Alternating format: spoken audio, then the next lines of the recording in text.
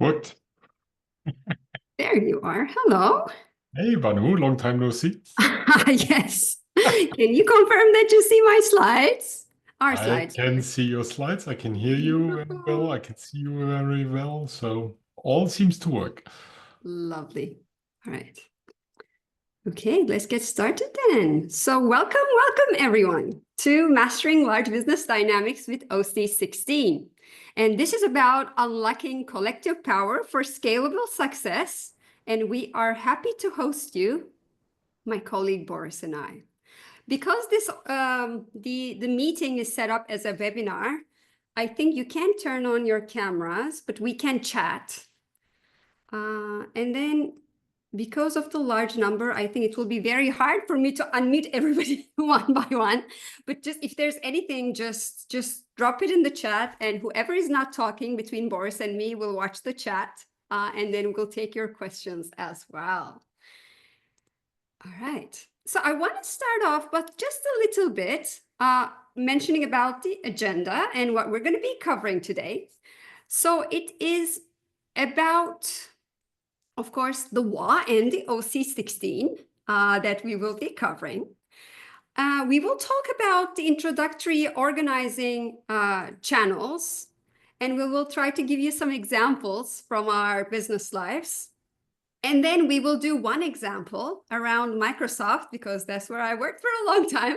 So we will do Microsoft and Satya Nadella as its leader and how he was really able to change the company, applying OC16 principles. Not that he knew about them, but there was so much that we could see looking at things from an OC16 perspective. And what we will do is you will see this is just like a small introductory session to what we can actually do with OC16. So we will kind of like scratch the surface of understanding the channels.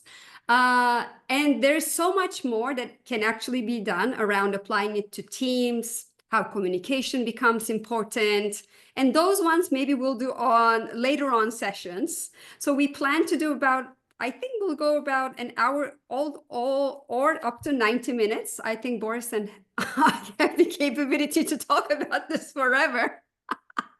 We'll try to keep it concise, okay? But there's a recording going on. So if you must leave at any point, because I don't want to cut the discussion, I don't want to omit any questions. So we will be around for some time. And if you must leave, please do so. And then you can catch up on the recording. Okay, and also welcoming everyone who's joining us through the recording as well, if you could not make it live. Small introductions between myself and Boris. So I do see many of you coming in, and I know we know each other. I'm seeing my current students, previous students, lovely people. Some of you I don't know, so great to have you join us today or tonight, wherever you may be. So just a little bit about myself, for those of you who are just getting to know me. So I've spent 25 years in the IT industry, mainly in 2 big corporations. And I was, in my last capacity, I was a sales director, and I led successful teams across the globe. I held many different roles throughout my career. It included marketing, it was sales, the business excellence, and customer service as well. And in the last, I think it's 5 years now, I've been teaching at the BG5 Business Institute because I was invited, and as an advisor, it's really important for me to have that invitation and for my instincts to say yes to it.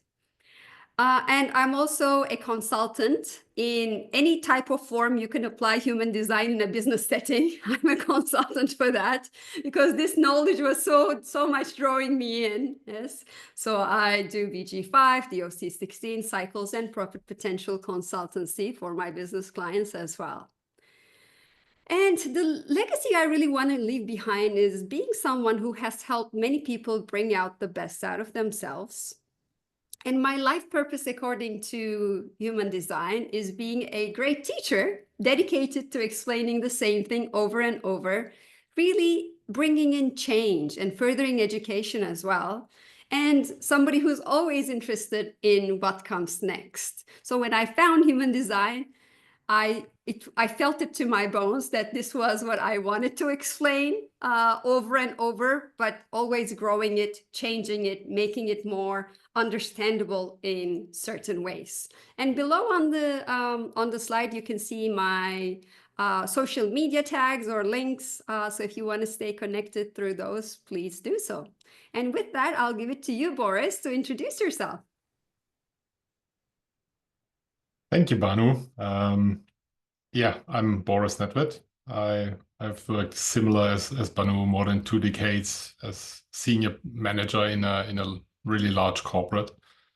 I covered throughout my career lots of functional areas like finance, IT, corporate audit, risk and controls.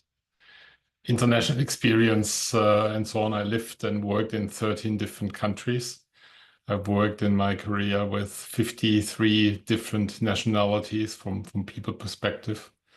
I've done large-scale project management, multi-million-dollar project budgets, governance, supplier management, software lifecycle management, crisis management, risk management, multiple certified project management professional, Agile Scrum certified, PCAOB, trust service criteria, multiple certified SAP consultants. So as you can see, it was all hovering around IT and typically around processes. And I come to that later on a little bit on the slides because that is one of my large team strengths. And then, human design and later on BG5 caught my attention as well as NLP coaching. So communication is a big aspect in my work.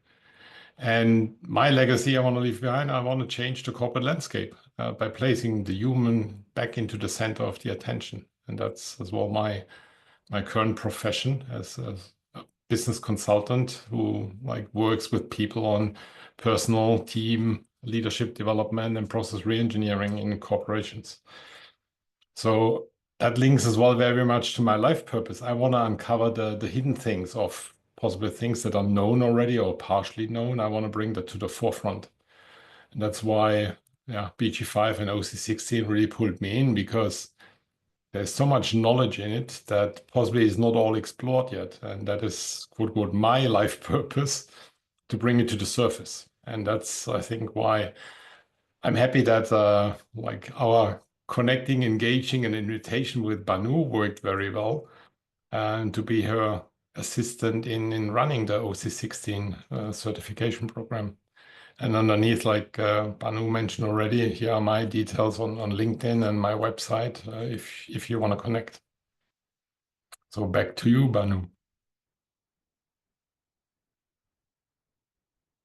I'm on You're muted. Yeah. Yes. So thank you so much, Boris, I was saying. And I think it's worth mentioning how this teaching the OC16 course and how us coupling up worked out. So Boris and I like doing work together. And in our regular chats, I mentioned to him, I've been invited to teach OC16 at the Institute. So, and it was a yes for me. So I'm sharing with him my enthusiasm around this invitation. And then he goes, Banu, I want to respond to something you just said. Could I assist you in your class? So he invited me into assisting me. So it's like just the perfect flow, because he responded to it and he gave me an invitation.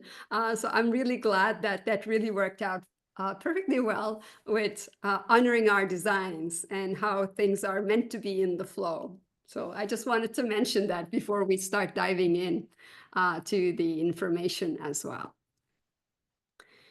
All right, so now let's get started with the basics, if I can. Let's talk just a little bit about the foundational building blocks. I think just the pictures of these little Lego blocks forming bigger formations, if you will, is good in remembering how this is formed. Because individuals, if you think about how business is made, individuals come together. You could be a solopreneur, but then maybe you need a bigger team. And it starts growing, yeah? So it can lead into a partnership, then it could lead to more people, so then that leads into a penta, a group of 3 to 5 people.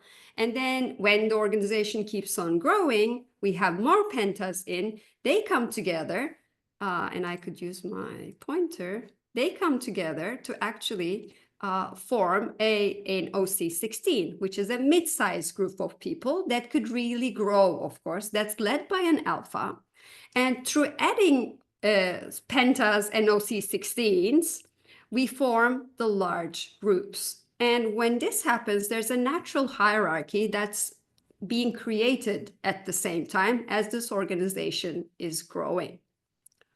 And as it grows, of course, it's really easy to run things between a couple of people. Yes, maybe you speak directly, you can have syncs more often, but when you have too many blocks like this and too many people in an organization, making sure everybody is on the same page becomes important, and making sure the communication channels are running properly becomes ever important, because we're talking about human design in the business sense, and businesses are really set up for material success. And for that to happen, the organization needs to vibe together as one so it can go somewhere. And this we will also see when we cover the Microsoft example and the management change that happened. It's almost been 10 years now with the current CEO. So we'll also be looking at that. And as the organization is growing, how things fit perfectly well into making it more successful from a large business perspective. So you may be wondering, and I know some of you already know, but some not maybe, so it's worth laying the foundation properly. So what does OC16 mean? So it's actually two parts. The OC is the description. Yes, it stands for organizing channels. And as I was mentioning, the organization being organized and having the channels open so it stays connected in its togetherness, headed in the same direction through a hierarchy, becomes important. So there's the organizing channels, and then the 16 is really the size. We mentioned around pentas being 3 to 5 people, but the way the 16 is calculated is pretty much your primary school math. So it's 3 pentas of 5 people and 1 person, an alpha, that brings it together. But as we discuss more, because pentas can be formed of 3 people as well, so it starts at 3. So the moment we hit 10 people, that's when we start applying this knowledge. Okay. And as I was showing you, when we were looking at the foundational blocks and how they're formed, so individuals are bound together through the pentas. Yes, they come in, all individuals, they form some smaller groups. And then the pentas are really held together by the WA. So the WA is the term Ra use for large organizations. And throughout this webinar, we will be talking about using these words maybe interchangeably. Yes, when we say WA or an OC16, it means a large group of people that's more than 10. With the OC16, though, it's more specific in terms of a WA, because then this is a group of people that came together to do something together under a common vision and a direction. Okay. So WA, think of any large number of people. OC16, you can refer to it more in the business sense.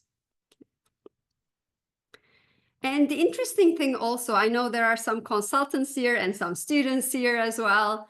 Though the penta really cares about what's in the penta area. Yes, so whatever those 12 business skills, it only cares about that.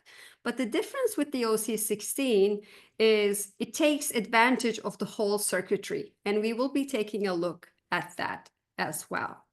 So individuals connecting to pentas, and then those vibing together, forming this auric connection that forms the OC16 is really how the blocks are brought together and organizations are formed. Now let's look at where do we find this WA. Because I know there are many of you, maybe you're interested in how and where you can apply this knowledge, and we will tap on this at the very end as well, but just to bring an introductory view into it. So OC16 could be many things. It could be a class, for example, of students. the moment it's about 9 people, and if you think of the teacher as the alpha, so 9 students and a teacher, at 10 we should start actually applying this, because it morphs into something else. Somebody who's part of a larger group can no longer be just themselves as an individual. So we can't just look at their chart and say, oh, okay, this is how this individual would function, or this is what would be called out of this student or this person in a business. So it could be a class, it could be a team. So this could be a team in a business, like a sales team, a marketing team, maybe an engineering team.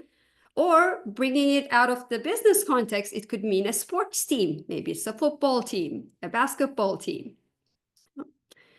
It could be a boardroom, a boardroom of directors that really manage a larger organization. It could be a department of people. It could, in the military, it could be a squadron, or it could be any business in its wholeness that we could apply an OC16. And so the key is above 10, we can start applying this knowledge and seeing things through a different lens, because it starts morphing when we do that. And it becomes handy because there are so many organizations that we can actually apply this information. So this is a slide Boris recently updated. So I'll give it to you, Boris, to talk us through this slide and the numbers. Actually, it's looking at how our business is made up, and it's from the census reports from the US. So it's not like the world, but it reflects the US from the latest census report. And it's just comparing how many businesses are actually out in the US. And it's 3 to 5 people. I would call it the mom and pop shop. It's roughly 90% of the total businesses that are in that scale. And that is really talking about BG5. That's the 3 to 5 people groups that work together. 90% roughly of the businesses total that make up. And they represent like 8% of the total annual revenue in the US. So it's like an inverse thingy. And then you look at typically what is then OC16. So it's 10 and above, and how many businesses are out there. So between 10 to 49, so small businesses, small to medium enterprise, the SMEs typically, representing 75.5% of the number of businesses in the US. It's already quite a number, and they cater for 12% of the revenue. So when you think about these businesses, you have already an OC16 in place where all what we discuss later on would apply, and where you can help and shape better processes, better communication, better understanding how the dynamics in that organization work. And then you go up, and then you see, okay, it's getting lesser. So of the number of businesses that are out there, from like 50 to 81, 101 to 161. So the 50 to 249 bucket is 2.5%. That I would still call medium to large kind of enterprises. And then you really have the large corporates, which is 250 and above people, employees working in the businesses. They represent not a lot from a total number of businesses, but in the overall scheme of what revenue they produce, it's quite a large number. So it's the Microsoft, the Googles, and so on that definitely fall into that bucket.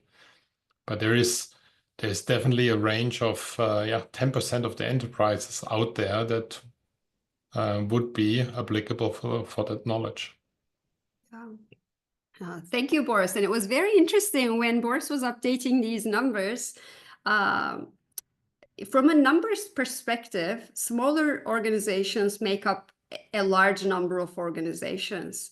But in terms of thinking, oh, okay, who's going to pay for my services, or the services that we can really take into the world, applying human design in a business sense through the BG5 lens, through the OC16 lens.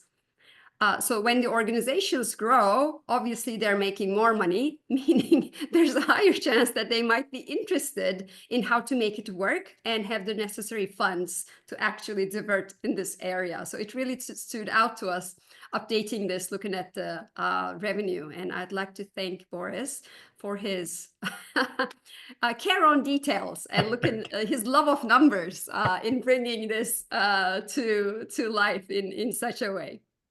Yeah. Okay, so I'm just gonna see if there's anything in the chat. Not for now. Okay. Now, let us dive into looking at the OC16 channels. And as you can see, there are 6 major organizing channels in an OC16. So there's the management. Of course, any larger organization needs to be managed, to speak as we. Yes. And these large organizations, of course, or smaller, it can be SMEs. Yes, we always say large organization, but anything above 10, they need to compete because businesses are really set up to make material success. So competitiveness is important, of course. How do you set yourself apart from everyone else there and make sure you're driving business? So competitiveness is another important business driver that's there. Then, of course, there needs to be a direction that everybody can be working towards the same vision and going in that direction, and everything, all the resources that are necessary are organized to bring that vision into fruition. Then we have logical enforcement and interaction. And these are more, the logical enforcement is around organizing things, making sure, controlling things and making sure it's happening. And interaction, as in the name, is more around the interaction that happens and the emotional dynamics within that larger group. Then, of course, we have innovation, which is a must in a business environment to keep this business going, is to keep on adapting. And innovating itself and its products and the way it puts itself out there, so it can be a viable organization that really makes more material success, yes, that it can share with all the people in it. So this is just in a nutshell, because we wanted to take things from a big perspective and then bringing them down to details. So I just wanted to mention this, and now we can start going a little bit into the details of how we see this happen. I think I had mentioned this when we were looking at the how the pentas make up the larger organizations and moving into OC16s. But the way the WA really works is that it's got its own, it becomes its own entity, if I can put it that way. And it's really wired differently than us as humans, as individuals, yet it takes advantage of the entire 64 trait matrix that's there in our design. Okay. So when you move into a smaller group, a penta, it only cares about the 12 business skills that it's interested in, so that penta skill area. But when the organization really grows, then everything within the individual's design is also taken advantage of. Yes, so the individual can exist within the WA. Okay, but it's a little different than just when you're on your own, of course, and we'll be discussing about that. And then the circuitry is divided into the 6 business drivers and their power bases that we're going to take a look at in the upcoming slides. So each organizing channel, the 6 that I have shown you, kind of heads up different power bases. And we're going to see in a second what we mean by that. But let's go a little bit into the details of what we mean. So we discussed about management. We said all organizations, of course, need to be managed. So how does this management happen? It's really about the education, yes. Also training the people so we're all on the same page and making sure that we're all going into the same direction. Because if we were all going in different directions in our individuality, then we wouldn't be an organization. And somebody needs to speak on behalf of this organization and say, we, and make sure everyone else in that organization also feels like we, in a sense. Yeah. And I remember, like, back in my days at Microsoft, like I say, I would always say, like, I was a salesperson, of course. I would always say, we at Microsoft do this, because it was like yeah, you become part of that organization. And there's a lot of indoctrination as well that happens as to what it means to belong to that organization. And this is done through the management really trickling down to the organization through its education. Yeah? And we'll see when we do the examples in more details around how this works. Then we discussed about the competitiveness, which is the spirit to compete. this is needed for the business, of course, to be successful. We got to compete and be successfully within that competition. So we as an organization can be successful. So if we're a business, then we want to compete for us to be more materially successful than our competitors out there. Yes. It could mean bringing in more revenue. It could mean bringing in more profitability, or maybe it's the large number of users. There are different metrics that can be there. Or if we are a sports club, we have more fans, we win more tournaments. Yes. Or if we're a school, we're more competitive in our academic success, for example. So competitiveness is always important. And organizations like this are naturally competitive, of course. So this is the spirit to compete that's there. And then we have direction. And we were talking about it. If we are going to be, I like thinking of it like this large ship. Yes. And it needs to go in one direction, and everybody should row in the same direction as well. We can't be rowing in different directions, then we don't move, yes? So setting the direction, having a vision that shows what direction is, yes? And then making sure that we can plan for this vision and direction is important. So we can put the right people, the right resources, and whatever is needed to make it happen. So these are the important components.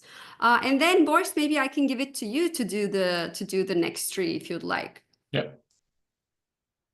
Yeah, the next one is my home turf, so to say, and you will see later on why.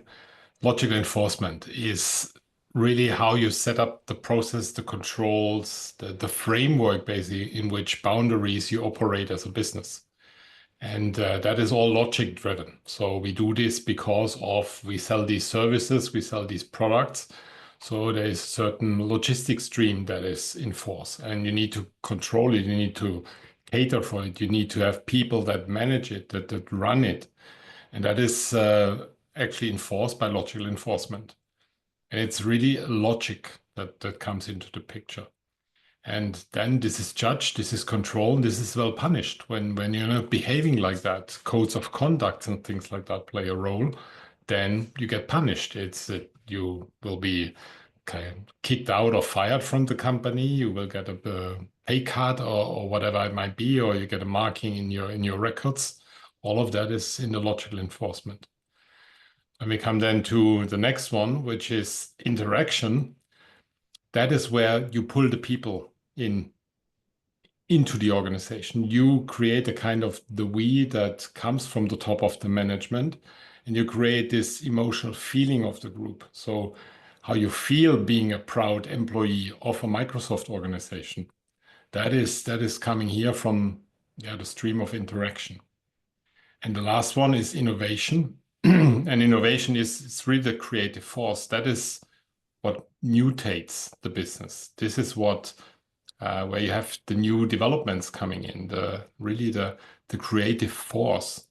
And if you think of it, and if you're a little bit familiar with RA and new and improved sentence, that is the creative force for the business. And think about, we talked before about the Lego bricks. Lego is still the same since the beginning of when it was introduced in Denmark. Now, what you have is always the new and improved versions, the innovative creative force that builds then, I don't know, the Batman style Lego, the Hogwarts Lego and things like that, or the Technic Lego, or the puzzle Lego bricks. And this is all out of the innovation. So the product is there, the services are there, and you kind of have a creative force that builds on top of it. So yeah, let's continue further. Yeah, let's now start diving in maybe and seeing how these kind of play out and talk about the power bases because we mentioned them.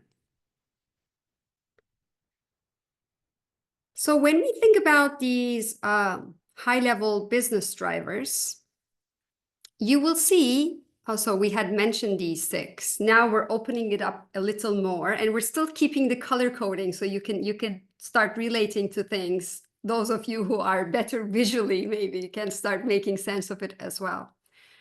So the power base you can see here, the power bases are really here to serve the business driver or the OC16 channel.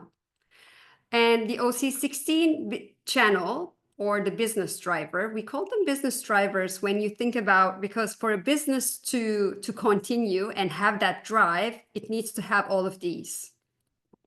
And when Ross spoke to them, he spoke to them about the OC16 channels. So the channel, the management channel, is actually looking for its power base. So it's looking for some allies that will serve it, so it can actually accomplish what it wants to accomplish. So management is all about education and implementation. We will see in details in the upcoming slides. And then there are power bases related to all of these business drivers.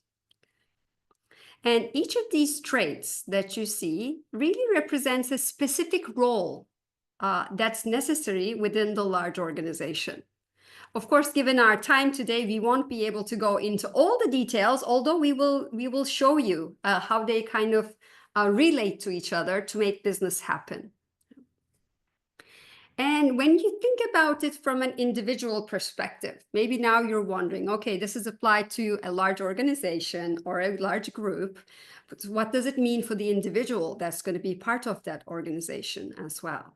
So depending, here's how you can really make sense of it. So depending on how many activations you have within a power base, okay, that power base or that business driver in its wholeness, it may serve you, or at the same time, it might also distract you, okay? Because we talk about how the WA kind of engulfs everyone, wants to kind of, everybody's holding on to it somehow by being part of that organization or the larger group. So then the organization wants you to go a certain place. Yes, but not necessarily is it the place you're supposed to go to. So by your design, you will be naturally pulled into certain power bases, which might be serving you, or it might be distracting you as well. Yeah. So if you have any of these, though, if you have any of these as a channel, then you can expect that the moment you go into a larger organization, then you may be called in to positions and even executive and management positions within that large organization. So let's say you're a teacher, let's say in a bigger organization, in a school. I think it was one of my students, Marinka, I don't know if you're here, Marinka, but I know you signed up. She was mentioning about a client friend of hers who was actually, oh yes, here you are, Marinka, about a friend of hers that she was working with who was a teacher actually, and looking at it, she also had some OC16 channels in her design. So then we know, and any individual that has any of these is meant to be in a large organization. They will probably be successful and would love participating in there. Yes. If they have the management or the business driver channels, probably they can continue and be called to in executive positions. If you have certain activations or part of the power base, then you will continue to be pulled into work for those areas of the business, if I can put it that way.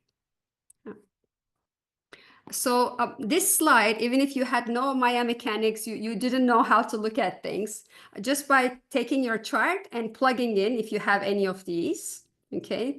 So you can have a sense of which ones you would be pulled into the moment you move into large organizations. So now let's start diving into the details of how these work.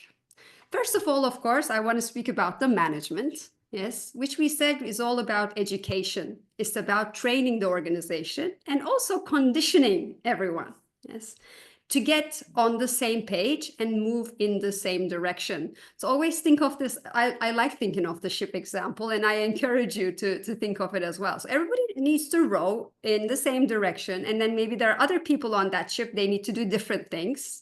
Yes, somebody needs to cook so people eat. Somebody needs to make sure like the engines are running properly. But everybody needs to work towards the same thing. Otherwise, the ship wouldn't go as fast if we don't work in unison. And this is done through the education and training and the conditioning. Yes, some type of indoctrination even that we can talk about. That sets the culture of this group. Yes. So when we look at the 45, you can think of this like the CEO, which is the more forward present person that represents this organization and that speaks as we on behalf of this large group of people. Yes. So education is the responsibility of 45 to homogenize this group. Yes, and it's really done through education. Individuals really learn how they operate within this setting, how they work within this setting. And it's also about the indoctrination that happens. Again, like when I first joined Microsoft, they always do these meetings like every year. All the employees, not everybody because it's such a big theme, but all the new employees will go, and every year they would invite about 10,000, sometimes 15,000 people to go to this event. Back in the day, it was called MGX. And you would go there. So you're new, you just joined, maybe it's just been a couple of months. It would take place in July. You would go, and when you come out of those 3-4 days, you were like, you had Microsoft written all over you, like you worked there forever, and you're like, you have the flag, and you feel like you belong. So there's so much indoctrination.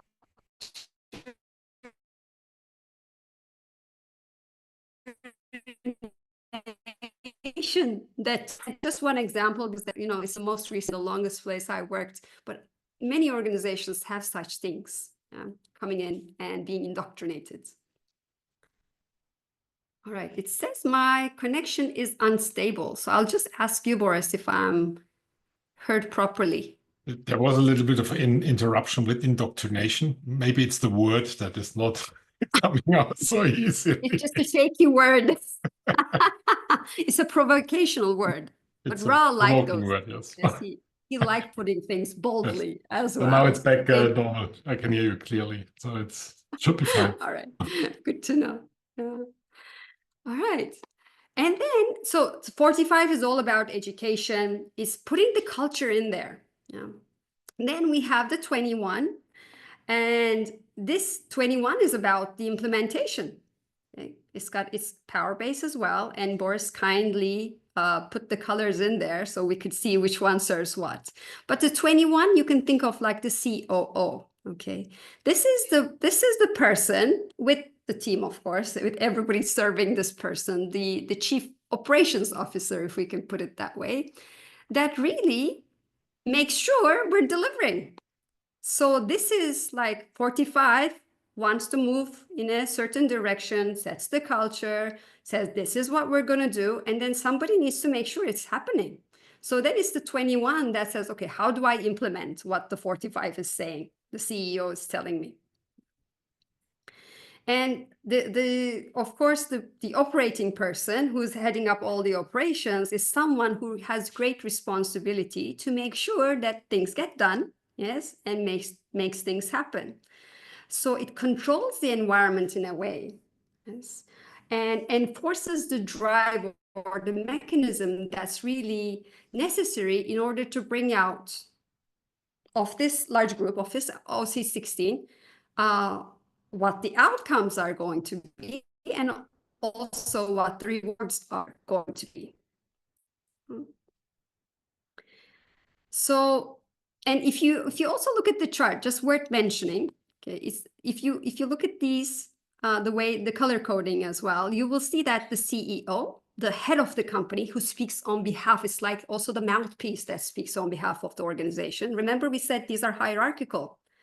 So it trickles down, and CEO sits at the top of that organization and speaks on behalf of the organization. Usually emotions and drive are part of the CEO's domain. You can think of that like that. And then the survival instinct and the willpower are really the domain of the chief operating officer. Yeah.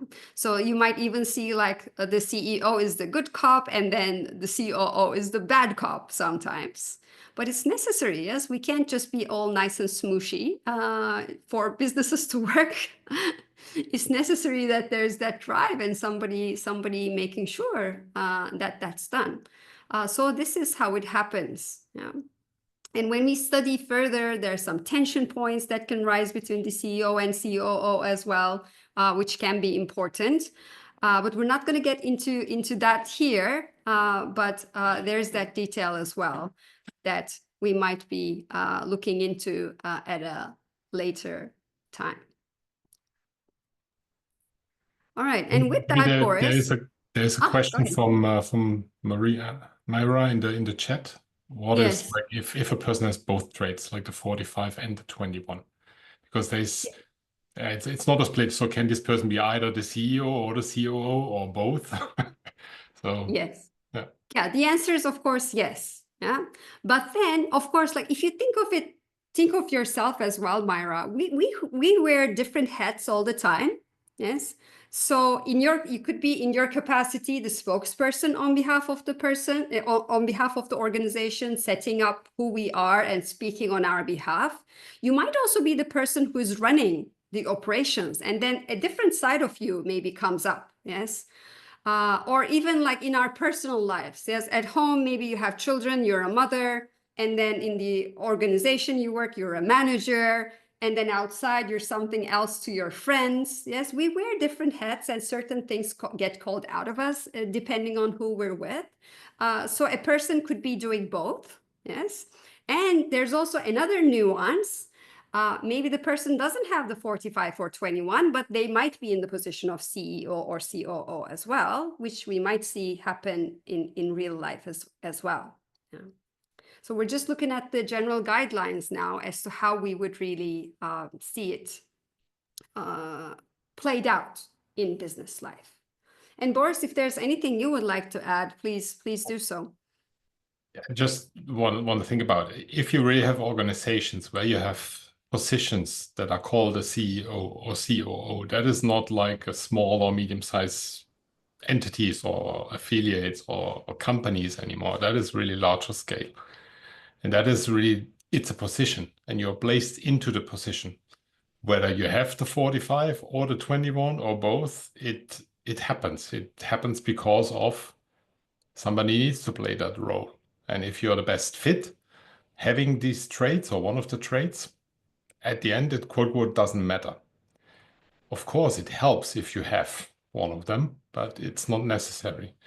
And I think from a concept perspective, and then when you heard about BG5 and how a BG5 group and team works best, it's the alpha should be an advisor. An advisor doesn't have to be necessarily in the group doing the things. It can be outside, and that could be the same case for a CEO or COO or CIO or whatever the C-suite is called in the companies. The underlying mechanics should be there. So there should be somebody in the organization that brings in that knowledge, and hopefully as well within the leadership team, within the C-suite, that you have it there, because that would, in most of the cases, and I've seen it Microsoft, when you look at the org chart, or I've seen it the company I was working for in the org chart, it's an OC16 as a C-suite that quote manages the organization. And in there, you should have these traits, my perspective. But yeah, it's definitely worth to look at it. Yeah. And definitely something when you later think of how you engineer a team like that, you can have a look at it. So Boris and I were having some fun. We were looking at like big business peoples, like big people like Elon Musk. We looked at Satya. We looked at Bill Gates. We looked at many successful business people. Let me put it that way. Sheryl Sandberg, we were looking at. We saw, so it was just like some, let's do an exploration together. And when we looked at these people's charts, they usually, like 90%, had either the 45 or 21. So it was an interesting thing to notice, actually. If you're really successful and you've gone up the ladder and been successful and you're known in the world, it coincides that you might have these. It doesn't mean if you don't have them, you can't do a job. Yes, we have everything in our design, really. It's just the way that, is it there with us all the time, or is it more flexible in certain ways? So it was interesting and stood out to us. And when we were looking at these charts, we decided that's where something we wanted to share with everyone. So we'll do, and we will announce that at the very end. We want to do some sessions where we look at business people's charts and see how it's really reflecting the OC16 principles as well. So we're going to be inviting everyone to that as well. All right, so let us continue. Boris, if I can give this one to you. Competitiveness. Actually, when you look at it, it's like 51-25 is really the strength of competitiveness, and it has only a power base of 2 other traits. And that is, when you think of it and back to human design or BG5 or individual readings, that's the centering circuit of a human being. And that is as well in the business, the centering of the VAR, the business, the OC16, and it's through competitiveness. I want to compete against other companies, other businesses, other groups, other football teams, other classes, whatever it might be. There is this competition aspect in it. And when you look at it, there is no awareness function. It's really about the heart and soul and the identity of the business that comes into the picture here. And this is at the end about the behavior, how people behave within the VAR, to be able to function as a VAR, to be able to function as one group within certain limits, within certain boundaries. So it's this centering. That's what Banu as well mentioned. And my wife worked as well for Microsoft years back. And she went into this event in Atlanta as a new employee. I mean, this was boom. Here we are. Now my wife, I am Microsoft. I'm kind of representing Microsoft. And that was within certain limits that was created there. It was this indoctrination, this education of this is our values, this is our core beliefs, and you get hyped up. You become part of it. And that is a competitive edge because we as a business, we as Microsoft, we offset us and our services, our products against other competitors. This is what we stand for. And this is really coming out of the competitiveness stream because it really centers it to become the heart and soul of the business and as well of the people working in that business. And that is what competitiveness is doing. And of course, I just want to add, when you said, like, speaking about the we and the indoctrination, so I only worked in two big corporations. So the first one was Xerox, which is a printing company, which kind of evolved itself throughout the time. But when I worked there, it was it's known, like, you Xerox something, even it's given the name. So when I was there, I worked there for 12 years almost. Then for me, that organization was the we. So I went to my customers, I represented my organization. And for me, I was like, we at Xerox at that time. And then I changed jobs and I moved into Microsoft, where I worked for 13 years. So there's a little glitch in between where, like, I would speak, like I would say Xerox at Microsoft exists. You're trying to decondition yourself from all these things that are in your head. Yeah. But then after a certain time passes, it's just like you belong to the new organization, never belong to the older one. So it's very interesting how that kind of happens. I had a similar experience when I left the large corporation 3 years back now. I had as well still afterwards. I was talking we and that name of the company. And I was like, I'm not part of that we anymore. I'm not like centered around those anymore. I'm myself now. I'm kind of independent. So it takes some time to kind of decondition myself to say, yeah, I'm not part of that WA or OC16 anymore. It took some time. It's that powerful. It really pulls people in and makes it the heart and soul of the employee as well. So I think further moving, doing more things together, whereas I was looking forward to doing something called shedding the skin of like moving out of any type of organization, and how you can decondition yourself and find your true self, because it takes time. It really does. Yeah. All right. And Carla says the competitiveness feeling can be so intense, even if you don't consider yourself as such. Oh, yes. Yes. It's as well this competition within an organization. I want to be the better employee. I want to get more bonus. I want to like impress the people with running the project faster and with less budget and things like that. So it's all these elements kicking in. And that comes like from top-down education, then being competitive outside and inside against different departments, against different teams. It's all over the place. I've seen that, lived that, experienced it. Yeah. It has side effects. Well, it does to the individual, but if you think about it, the large organization, if it wants to go where it wants to go, it wants to utilize everybody. So then you should feel it to your bones for it to be successful, for the organization to be successful. And the organizations who are successful in making the individuals feel like they belong, I think they're more successful, because if you're not part of the we, then you slip out if you don't feel like you belong and you don't contribute as much. So it's important. The successful ones have that feeling of we much better than the ones that weren't, I think. All right, now let's continue. There's a lot to cover, and I thought we would run over, which looks like we will, Boris. So maybe we try to do, we try to touch the important points, and then we can do more sessions to deep dive on the interesting things we want to discuss. So with that, I'm going to move to direction. Okay. And we talked a little bit about this, but this is setting the direction, having a vision, we plan for it, and then we also put a structure to it. Yes. So there's that creative potential that's there, and then there's the creative expression that's there as well. So if you look at how the power base is really organized, it comes with an inspired idea. Yeah, this is the storyline. An inspired idea that can really be converted into something that's rational. Yes, a rational concept. And then having the insight into making the concept more efficient and being able to explain it, to express it in the 23. Yes.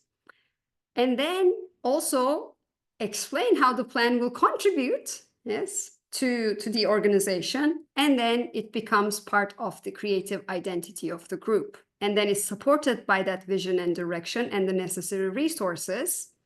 And remember, this is also important because the 214 is what hooks up everything together. The pentas are also hooked up through the 214 as well. So it's important. And it makes sure everybody is in the same, is moving towards the same direction. Then we have logical enforcement, Boris's favorite business driver. I mean, when you look at it, it's a large organizing channel. It has a lot of power base, and the whole power base is built around the logic stream. And that is really what logical enforcement is about. It creates a certain logic that people can buy into it and follow. So it's all this logical sensing that if I do this, then I get a paycheck. If I do these process steps, then there is a logical handover to the next department, to the next function.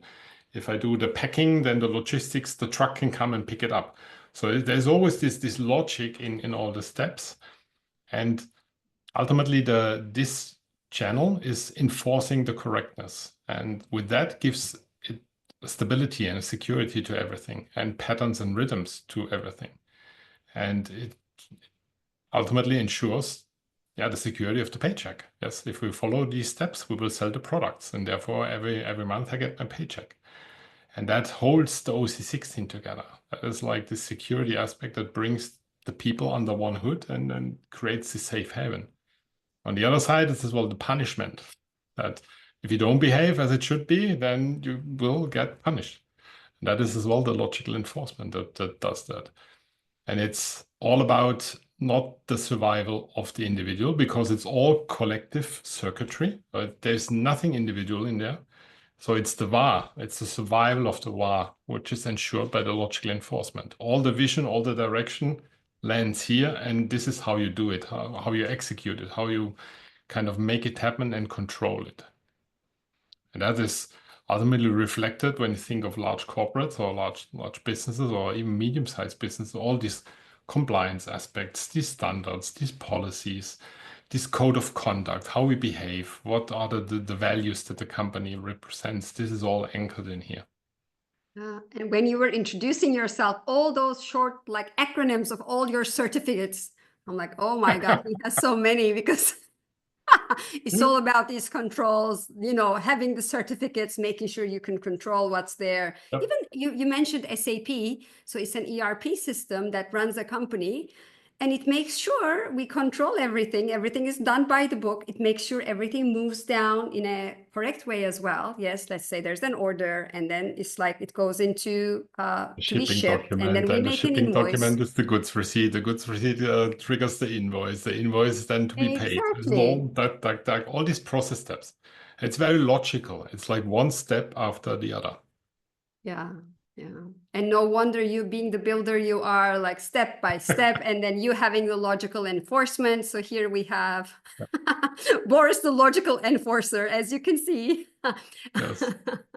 And it's actually interesting because I just realized, and when looking at the chart again, I have quite an even distribution. I have the organizing channel of logical enforcement, plus a number of activations. But I have as well like innovation. I have as well direction. I have as well management. I have activations all over the place. And that is why I am really a large group animal, so to say. I really feel home in there. I really have had all my roles. My last role was global head of risk and controls, and managing processes, controlling it, punishing it, auditing it, reviewing it, logical enforcement. And all the people trusted me. It was never a question that I would not be able to do that. And I was just growing into it. I was called one day, even if I want to join that group. It was like, quote unquote, pure coincidence. And it was not. It was my calling in the organization to ultimately land there and to lead it, to quote unquote, establish all these processes. Happens. Sorry, Boris, did you want to say something else? I'm okay. All right. I also want to just mention, maybe there are some of you who don't know, this is how to make this chart, and how to look at somebody's design from an OC16 perspective is something we cover briefly in the certification process as well. But if it's the first time you're seeing this because you haven't advanced or you haven't started any certifications yet with the Institute, we take somebody's design. So we would take your design, look at all the 26 activations that you have. And then, of course, it's done automatically, but it's a matter of plugging in what you have and also looking at your core essence and grounding and balance as well. And to see if you have any of the channels or half of a channel, we call it an activation, it would be highlighted. And then depending on how many activations and traits you have, it calculates a percentage. And then there's a hierarchy of looking at it. But it's just a matter of bringing in somebody's activations and looking it through a different lens. And this is the tool that we use to see how an individual could express themselves and whether they belong in a large organization and in what way is done through this. Yeah. So just wanted to mention that as well. Now let's move on to the next one, which is innovation, which is something I resonate a lot with. And we discussed, this is really thinking about what comes next. How do we make it different? There's that pressure to change, yes, to adapt, to make it new. And it works in two ways, actually. There is the innovation of the internal operations, and then also the innovation or the change and mutation of the external messaging and the appeal that's there. So one part maybe is making the product or the service and how we deliver it. innovating on that, changing it, just like Boris was mentioning around how Legos have evolved through time. And then there's also the way we can actually sell that, and we market it by understanding what people want and need. Yes, speaking to their emotions, maybe romancing. That we can also make innovation in this area, and the organization as a whole innovates itself to move into the future. So this is really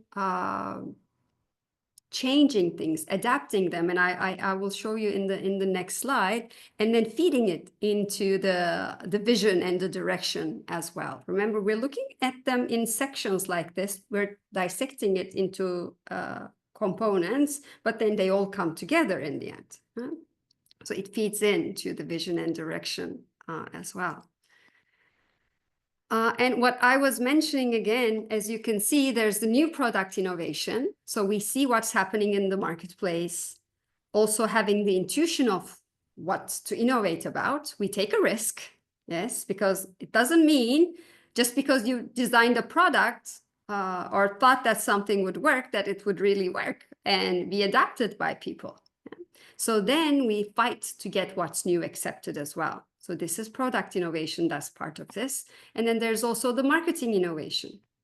So being present, listening to what the customers really want, and then expressing. So this, now we're more in the emotions, as you can see. So expressing the spirit of our product, yes, romancing our customers, and then also provoke them to fall in love with what we have. So then we keep on changing, adapting, and being able to sell in certain ways. And the organization keeps on regenerating itself. Yes, we talk about that a lot these days, this regenerative innovation that's there. It's important for a business to survive into the future by adapting itself. And this is my chart. As you can see, if I run and Boris called me the innovation queen, so we had some fun making these slides as well. So when you look at my chart, as you can see, I don't have any OC16 channels myself, but I have activations. And then innovation is my strongest, actually. And when I reflect back, during my many years at corporations, it played a major role in where I belonged. So I mentioned I worked at Xerox, for example, and it was many years ago, of course. They had integrated some software capabilities into the printers, these multifunction products that you can scan, print, fax. Yeah, we used to fax at that time. They designed something where you could adapt the software and make something different with it. So, and I was quite young because I went out of university into working for Xerox. And I actually went and found a software company, a local software company that could use this new capability within the products. And they designed a new product for me, which I kind of envisioned, where we could actually adapt like a card reader to the machine, and the students, for example, or company employees could just scan their card. So it would directly scan to their email, or they could pay for it. No, if you think of 25 years ago, this was like a dream. Yes, now you can even do it with your phone, but 25 years ago, it didn't exist. So then it was me like seeing, okay, these customers, the universities need this, businesses need that. And there was something in the machines they built, like a capability where I went and I convinced. So we actually paid a software company to develop, and then we were able to sell it to several universities as well. So that's like one example I can give around how it has showed up in my life. And then I can also give an example. During my years at Microsoft, I held some regional roles. And there, Microsoft usually runs through partners. So it's a big partner organization. So then speaking to the partners and understanding what they really needed to sell more original and genuine Microsoft products, I actually was able to put a program in place and also sell it internally so they would invest. And we started investing with our partners so they could sell in more innovative ways, and supported them with a marketing campaign. that they could actually go out and sell these products. Yes, and this was more in the piracy area, because there's pirated software everywhere. And during that time, I was taking care of 72 countries in Middle East and Africa, where the rules are not so strict and enforced by the governments around how a software's property rights are kept. So then it was up to the partners to communicate it to the customers in a different way, so they would actually come and buy an original product instead of buying something pirated, which could harm them in the end. So that's another example that I can give, where this thing in my design really showed up. And there are many more examples, of course. So it's something that stood out for me during my corporate years. And Boris, should I move on to the next one, or is there anything you wanted to add to the innovation? Just basically, when people actively listened to what you were just saying, it's coming back to, and it leads as well into the next one, which is interaction, this emotional attachment, and this quote still indoctrination. You were easily recalling what were the terms and anti-software piracy and all these things that were of interest, that were like coming, that were goals, that were visions, that were duties, tasks. And it's like all there. You're still you're living yet again in this organization. And this leads perfectly into, first of all, from your experience, and as well in this interaction, in this emotional attaching people to what happens in the company. And this is all the emotional stream. It goes via the emotional intelligence function. And this is regulating the emotional system of the organization. And that is as well when, I don't know, in your example, or if others worked already in larger corporates, when there is really a hype. Now we achieved a certain revenue goal, we achieved a certain profit goal, we had just a huge summit and everybody is hyped up. This is like energizing. This is like emotionalizing people in a positive way. On the other side, you have news that the share price fell and that the products cannot be shipped, or the products have a problem, or It dumbs down the feeling of the organization. And it's really this dumbing down effect of the binder and regulator, binding people emotionally into it and regulating how the people feel in the company. And this is the coming together of the 59 and the 6. And it's all about this crisis emotions, the daily things, but it's as well about the emotional dreams. Where do we want to end up? Where do we want to be seen by our customers, by our clients? What do we stand as products? This kind of emotional attachment into the company comes out of this interaction and is enforced by this binder and regulator. That is like bringing the people in, emotionalizing them, making them part of the dream, the vision of the company. And that is when you were talking about it, there was still like this emotional attachment to it runs in my blood piracy. still. I can't stand it. As Microsoft, it's like the thing you want to fight against, software piracy, because it's one of the biggest products still. So yeah, it's emotional. I still can't buy anything that's like a replica or anything. You can find like replicas of things. I could never buy anything like that because yes. So this is quote, the indoctrination is still there because you lived it for 13 years, and that is, you were part of it. You were part of the we. I think this is what is like really the interaction that comes into the picture, this emotionalizing of the people that work for a company. Plus as well customers, clients that get emotionalized by emotionalized people. And if you were in engagement with customers and clients, and you had this emotional feel in the we and you live it, this is kind of swapping over to the clients as well. Yeah, I want to buy from you, Banu. I buy 10, don't know, .NET client server packages or whatever. Yeah, and just building on what you said, I'm just reminded.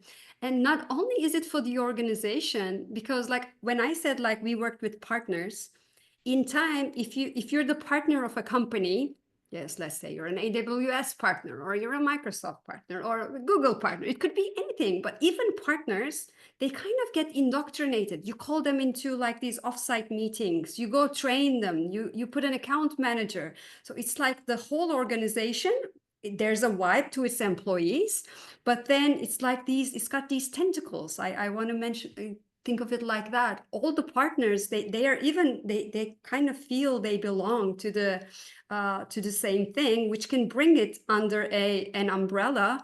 Because I remember when I used to manage like distribution, because we worked through distributors in countries, we could bring as a company 3 distributors. They're competitors of each other, but the commonality is they both distribute the company's products.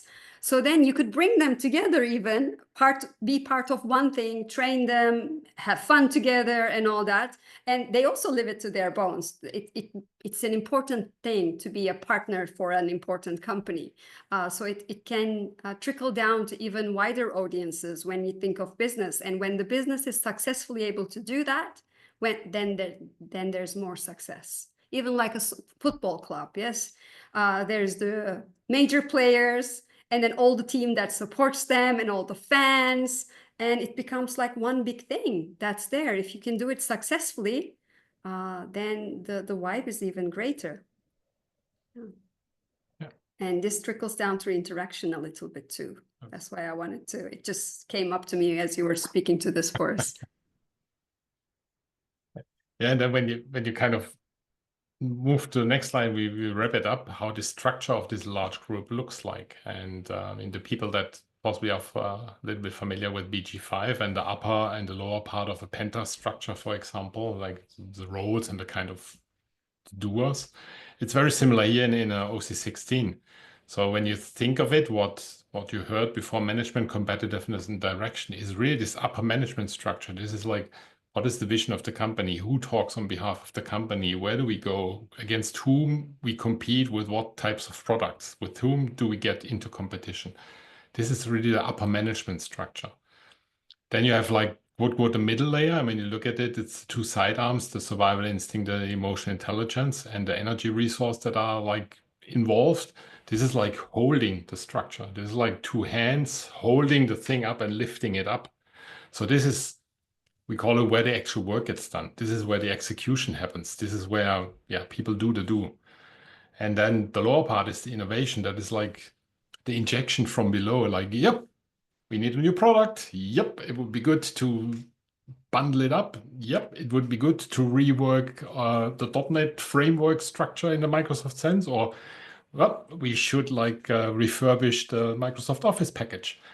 This is typically what comes up from this mutative force, because they would kind of listen as well to clients, they get feedback, and then they would trickle in, look, this is how we should improve and do something different. And this is like, yeah, how ultimately you can see the structure of an OC16 without like going in all the details and who and what and what is needed. But that is, from my perspective, what this represents to me. Yeah. Thank you for wrapping it up, Boris. And so there's so many details, of course, but there's so much we can get into in a short webinar. So now maybe I'm going to invite all of you to jump into looking at an example. It seems like today is Microsoft Day, but that's what I resonate a lot with. And Boris also comes from the IT side of things. So we picked this one, and it was quite an interesting thing to look at. And moving on, we want to do more different examples as I shared. So let's quickly look at Satya Nadella, who actually became the CEO of Microsoft. It's been 10 years now, I think. In 2014 was when he came. And I actually lived through it, because I had joined the company in 2011. So I had seen the old CEO, the old culture, and then with his coming in, how things shifted. It's really shifted. So just a little bit about sharing the story of Satya, and who he also wrote a book later, which I have on this slide. It's called Hit Refresh. Okay. He's a really inspirational leader to me, and I believe to many around the world as well, because he has really curated a different culture. It's the culture of inclusion, where all employees can really bring their authentic self to work, where they'll be respected and treated with integrity. And since he came, there has been such a change in the company, and it's also absolutely visible in the results. We're going to take a look. He started implementing things. So and I lived through it. And then we took, Boris and I took the OC16 lens. We found Satya's design, and we applied the OC16 chart to see like what he did during these 10 years. How is it resonating, disseminating from his design, and how is meant to function in the business world? And we saw so much. Okay, so this is what we want to share with you in this section of the webinar. So, and these were beautiful words of wisdom from him. So he said, he was speaking to when he took over as CEO. He said, we needed to find out who we were, why we were this way. See how he speaks always in the we, and to consider what the world would look like without us in it. In short, we needed to rediscover our soul, he said. Yes.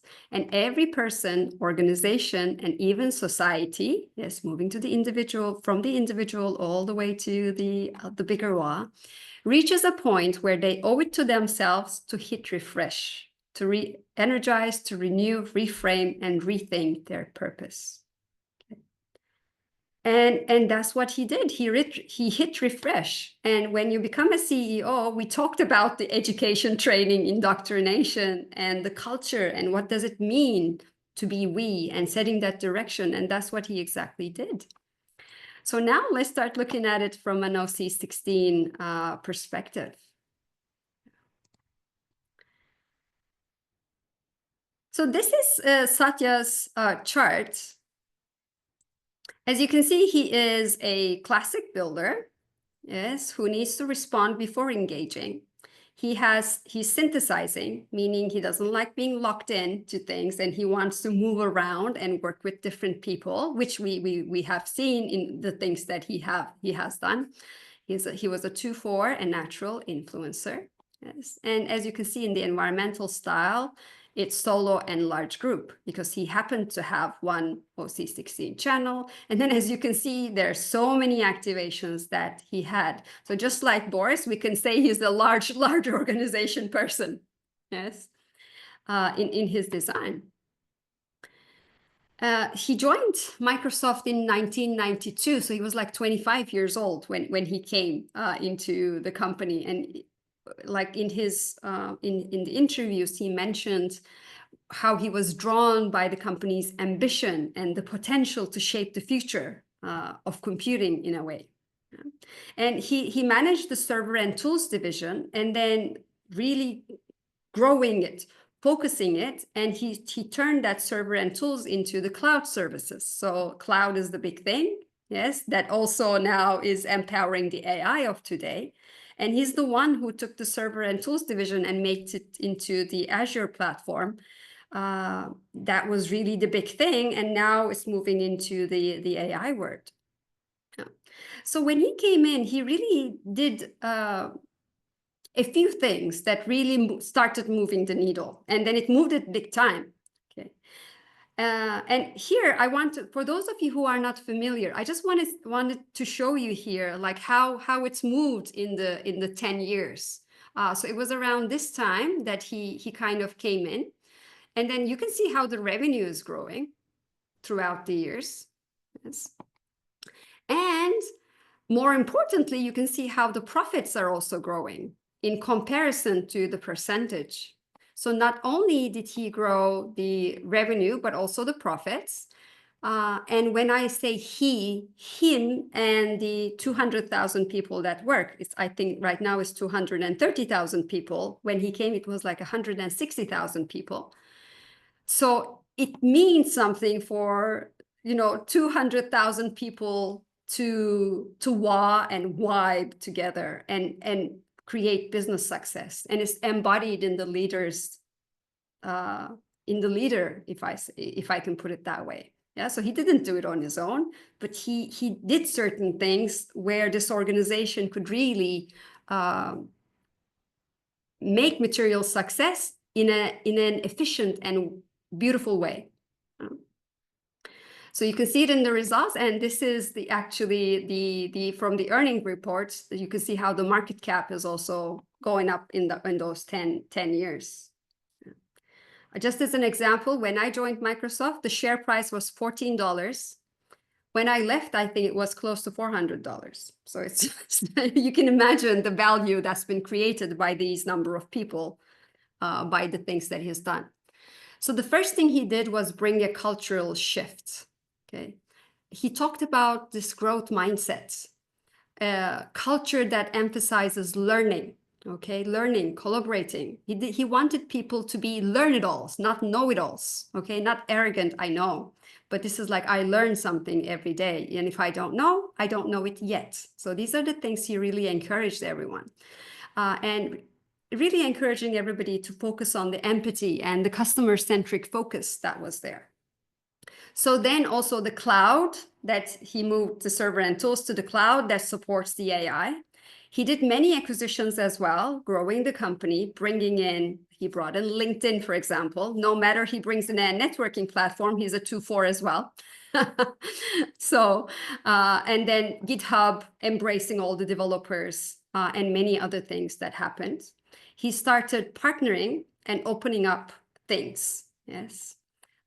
So that also was instrumental in this war, working with other organizations for success for this organization to happen.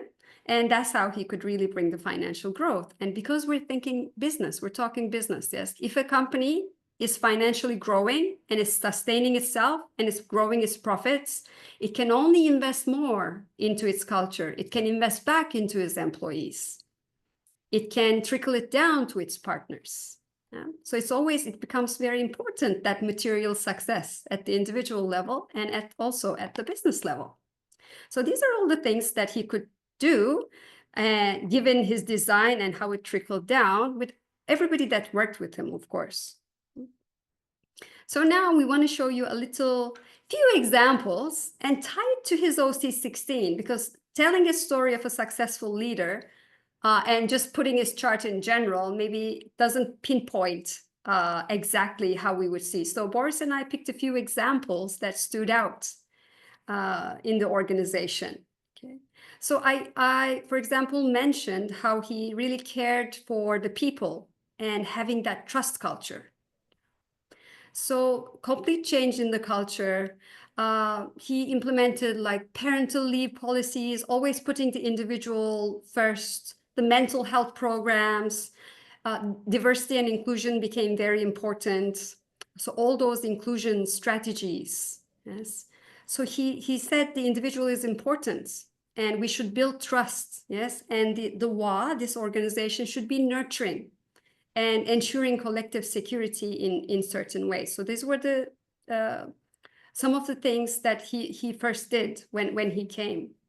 And then when you look at these things that he has done, you can see how it's reflecting into the OC16 activations that he has, and how he vibed with that within that power base to make it happen. That is and Boris, possibly, just feel free to jump in. Yes, I was going to say, if there's anything you wanted to mention. it's actually for all the people that are in the call and possibly like thinking about taking the OC16 certification course. I mean, this is really examples where Banu and I said, look at that. Look at what you find in speeches. Look at what you find in the documentation on big companies' website, like code of conduct and things that may come later on to one of the Microsoft sites as well. And you can relate these words to the OC16 channels and what were the business drivers behind what we just explained. So if you start listening to that, when you go into such a company, you can talk their business examples. when talking to a management channel. Yeah, Satya, you have done this and this and that belongs to the sphere of management, educating the people on the new culture and so on. So this is the idea to relate activities, noticeable activities, especially from a CEO that is really in out there and doing the talking on behalf of a company. You find material that you can relate these to. And that helps to talk the language of business. I think this is a key component of educating growth businesses how to use OC16 information for building their organization. You talk their business language and use examples. Where do you see it in the chart? I think this is the idea of Banu and myself, what we want to bring in. Like, we have close to 50 years of business experience together in large corporates. And we have seen these things happening. And that's why we say, look, start relating it. And then you would see why OC16 actually works. Mm-hmm. Exactly. Just continuing, so the recognition of who belongs and providing that security. So it was very important for him to have the right people in the right roles, holding people accountable and also empowering them at the same time. It trickled down to all the management principles, which I will show you as well in the upcoming slides, where it was trickling down to the organization. And I think, as you see, logical enforcement comes up a lot. And then the management, as he was the CEO, having the 21 actually in his design. So these stand out a lot as the primary things that were done. Then there was the zero tolerance policies, completely restructuring the HR, for example, where they created systems for the employees to speak up. If you saw something wrong in the system, there's something going on, you could always speak up. There were like places to go to, send emails. So you were given training, so you would know what to do if there was something wrong. Yeah. Also improving like the internal reporting systems, making sure people can do their jobs without investing too much time on like how to report things, manage their partners and all that. So these were important in many aspects in bringing that trust into the people. And also like setting the direction, because if you know which is the direction we're headed, and they would always have these trainings in the beginning of the fiscal year. There's a certain number of trainings everybody has got to do. And it also started with, okay, what's the company going to do this fiscal year and what's important? And then it trickled down from the CEO down to all the management levels. And then you as the individual needed to plug in what you were going to be accountable for into the bigger scheme of your organization. So that was really important as well in setting up the direction for everybody headed in the same direction and being accountable for it through systems. Then the innovation piece, I mentioned a few things, the partnerships, working with competitors, acquiring certain companies as well. This drive of this collective growth, yes, supporting the company, keeping it competitive at the same time. You can collaborate at the same time and compete, yes, and it's okay to do that. Like when I first went into Microsoft Office, everybody uses Excel. Most people use Excel, Excel and the PowerPoint. It's an important tool for a business. And when I first went in, it just worked on Windows. But then later, it expanded to using it on the phone. It expanded to using it on an Apple platform. So then you're competing, but you're embracing your competitors and working with them as well through innovative ways, innovating your product so it will work on the Apple platform as well. Yes. And then marketing it in such a way that, okay, we're competitors, but we honor each other, and this is where we collaborate together. So all of that was also instrumental in growing the business. Boris, anything you want to add to these couple of examples that we have? I mean, what you really see here is like the upper part of the stream, really kind of the upper management that Satya really brought in. And quote flows down from management direction into logical enforcement. So how do we do? Yes, we have new HR policies. People have to voice up. If they don't do, they get punished even because you didn't voice up, even though you saw some wrong behavior and things like that. This is all like in his organizing channel. He has it. Logical enforcement, trickle it down. We need new policies. We need to quote make our competitors our best friends, like make your enemy the best friend.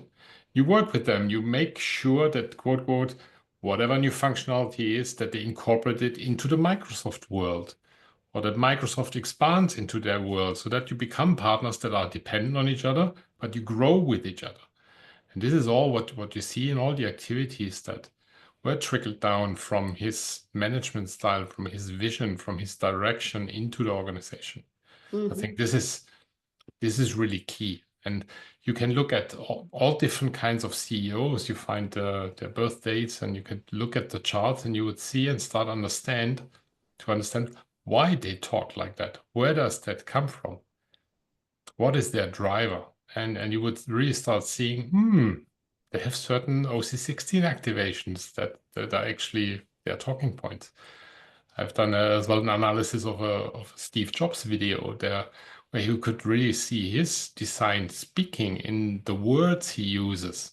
And that's so fascinating because it gives a complete new perspective on why things happen, why big groups, and a big group can be even like a country. Why do they behave like that? Why certain outer influence suddenly make people behave in a certain way? This is all OC1601 knowledge, and it's really fascinating. And you can apply it in small scale. You can apply it in a bigger scale. As soon as you have groups of people, they need to be managed. They need to be given a direction. They need to have certain like culture, how to behave with each other, how to interact with each other, how to communicate with each other. What are the topics to communicate about? This is all formed by this energetic field being the OC16. Exactly. So just continuing now on a couple of more things that mentioning at the high level. Yes. So the values were really reworked after he became the CEO. So our values align to our mission, support our culture, serve as a declaration of how we treat each other. Yes, our customers and our partners. So these were respect, integrity, and accountability. Yeah.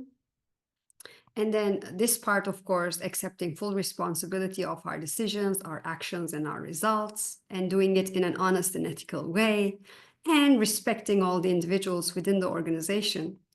These stand out within the values. And on top of the values, he also built like a manager's expectation. So if you were a people manager within this organization, what's expected of you as a manager? So this was also, the framework was also devised after he became CEO, of course, supported by the HR person. I think her name was Caitlin Hogan, who did a beautiful job working on these things. But I just want to show you the manager expectations. I was a people manager myself, and if you're a manager there, this is what's expected of you, being a part of that organization. So as you can see, there are a couple of things. There is that creating clarity as a manager. Yes, we homogenize the complex, ensure shared understanding. Yes, and define actions needed by our team. So the manager then creates the clarity for their team to see how they're going to move into the direction of the company. Yes, if it's too complex, because it's a very complex organization, the manager makes sure that it's streamlined in a way, so everybody knows what they're going to do. Yeah. So here you can see certain things as to how it's linking. Yes, training. Yes. Putting everybody in the same direction, setting up the rules around how it's going to be done, and then all the expectations every year, twice a year minimum, we would do like this targets or goal setting for the employees. It was numbers driven and also commitment based. So then everybody knew which direction we were going to go, how they were going to contribute, and how we would look into it, tracking it. Okay. Then there's the generate energy. See, we build teams that grow stronger by creating an environment where people feel optimistic and creative and be able to bring their best forward every day. So then this is creating the feel of the group. Pulling the individuals, and we support each other. So everybody is inspired to be creative and bring their authentic self, and they feel supported. So you can see how the homogenization is happening, but as this organization, how it respected the individual to put themselves forward as part of that organization. It doesn't happen in all the organizations. Okay, but so then as an individual, by looking at these things, you can see if like this is a company you can work for. I have a lot of individual circuitry myself, so it was important for me to be me, for example. So this spoke a lot to me. And then delivering success. We drive innovation and solutions that people love by being tenacious in seeking the right outcomes and being boundaryless in solving their problems. So that's how the company competed as well. Yes, customer support, being by your customer. All the commitments that the company gave to its customers, and also innovating the products, all of its products. Yes, moving to the Azure platform, the AI, how they thought about the Windows and how it's going to be functioning differently. So you can see even in the manager expectations, how everything is kind of showing up, also disseminating from all of these being needed in an organization to function.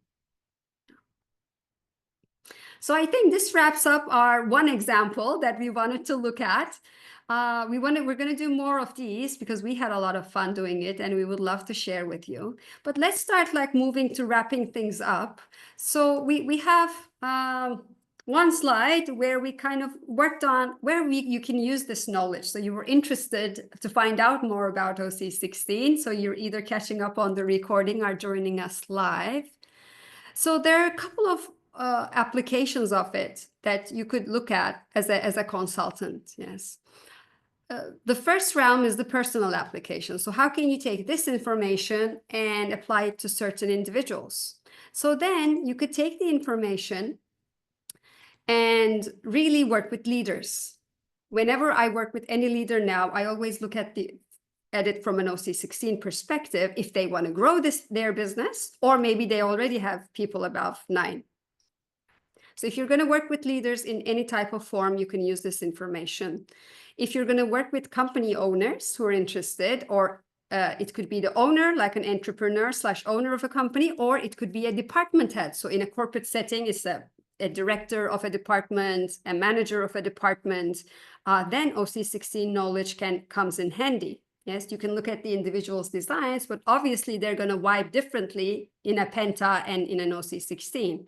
So then bringing in that knowledge to when you do personal consultations or workshops. Yeah, it can also be used for career development if people are going to make a choice, which way to take. Yes, even with younger people. Or as people are maturing and they're thinking about different options. You can also use this information then. And Boris, do you want to maybe mention the second bit with the usage with large teams? I want to refer back to the small building blocks. I mean, you always start with an individual. That's the individual human being. That is like the personal application. How do you fit in a large group context? Do you fit in? What kind of power base, what kind of strengths, what kind of organizing challenge you might bring in? You could help the people to understand what it means and grow them. Then you start building with the Lego blocks. First, your Penta structure, which is like, how do you work as a team? And then from there, smaller teams create a bigger team. The bigger team starts to create a bigger organization, a bigger outside organization, a bigger NGO, a bigger sports team, whatever it might be. And then it's actually, you can start applying these principles to build it and to engineer it and to help people understand it. So it's for in a business setting where people have problems with how do people work together, scale-ups and startups that grow beyond the point of a small Penta, then really sports clubs that could use that knowledge possibly to build a more successful team. I analyzed, for example, the German national football team that won the World Cup 2014. It's a quote functional OC16. They have everything what it needs to be successful. Aside of the functional and technical skills, yes, that all these boys were able to play football. But as a team, they had everything in place that related to an OC16. And then it's shaping it into what companies typically talk about. It's people, process, tools. The people is the employees. The processes are what needs to be done, and the tools is how do we use it. And this is where you all can embed the knowledge of like BG5, of OC16 into a business, different scales of setup. And it has all to do with people. And this is what it's all about. It's people and how people work together, communicate together, work together. This is whatever you take, what it is. Beautiful. So there's so much that can be done with this information, and it's very exciting to do so. I also want to share. So on this slide, I have Ra's words, and this is what he said, and it really stood out to me and Boris, because he said, I'm not going to teach OC16 again.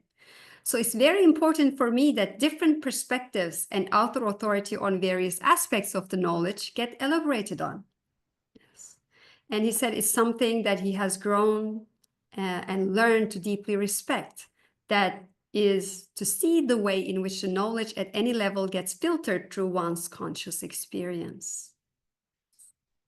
And he said, there's nothing more interesting for me than the different ways that everyone that I've worked with, the way in which they see, because after all, this is what human design is about. It's about outer authority. It's about the expression of outer authority. So this really stood out for me and Boris, because when we look at OC16 together, and we're going to be working together on the course, the certification course that I'll be teaching in January. So this is what Boris and I, with our respective large organization experience, this is what we can bring in, and we can add our perspective to how this knowledge can really liven up in the business world, what we have seen, and also looking forward how it can be applied. So we're very enthusiastic about developing this, making it more accessible, and working with people like you who are willing to take it into the business world, so everybody in the world can really benefit from it. Yeah. And any words from you, Boris? That's actually when Banu sent me that quote, I was like puzzled because it triggered my active mind and like interpreting what I would take out of it. And it's actually what Banu just mentioned. I think it's my duty. It's as well part of my life work theme. It's part of all the strengths that I have in me to quote make this applicable, make this palpable, make this transferable, that it's really a doable thing. And that you can really relate it to businesses, to a business function like finance, IT, sales, marketing, operations, whatever it might be, to teams within there, to the tasks, to the processes they run, to map it, because there's so much in it that you can take out of it to help shaping something new, better, improved for the business, for the company, for the team. And this is what really drives me, that there is something that is there and needs to be made applicable. And this is what Banu and I want to do in the OC16 course. And Myra just asked, yes, how do you do it in large businesses, like getting the information? Because we talk birth data, it's personal information. And I went always into it, and when I asked people, look, I need a birth information, it was no problem. It was, how do I think about dealing with that information? For me, it's not a big thing. I would give my birth information anyway. And companies start seeing that. And you can, quote, anonymize always the data. You can say, look, you give me the employee 1, 2, 3, 4, 5. And I talk to them as 1, 2, 3, 4, 5. And the company can translate the record. 1 is Boris, 2 is Banu, and so on. So you don't have to get all the details that make it really relatable. So there's always ways around it. And the starting point is, how do I feel asking for that information? if I'm confident, and I'm the logical enforcer anyway, so people would just buy into it. Yeah, I need it for running the process, and that's it. So possibly there's a bit of it as well. Yeah. Well, in the end, people usually get something from it at the personal level about understanding how they can contribute. So I haven't had many problems. It's just sometimes people don't know their exact time. That's where it takes a little bit of time. But I haven't faced anyone that didn't want to give me any details either. So in time, it just builds up to it somehow. Yeah. All right, so just to mention a couple of things, of course, we mentioned already. Oh, Boris, you put such a nice, he likes playing with the slides, so I like your curtain opening. Thank you for that. So we are going to be doing the OC16 certification course together, where I teach, and Boris will be assisting me with applying the real world knowledge. We've been reviewing the information, bringing in ourselves forward into it as well. We're looking really forward to this. So it begins in January 20th. And I hope you join us. And if you have any questions in regards to the certification process or about the class, just feel free to reach out to me or to the office. And so we would be more than happy to go on this journey together. And we can always learn from each other as well.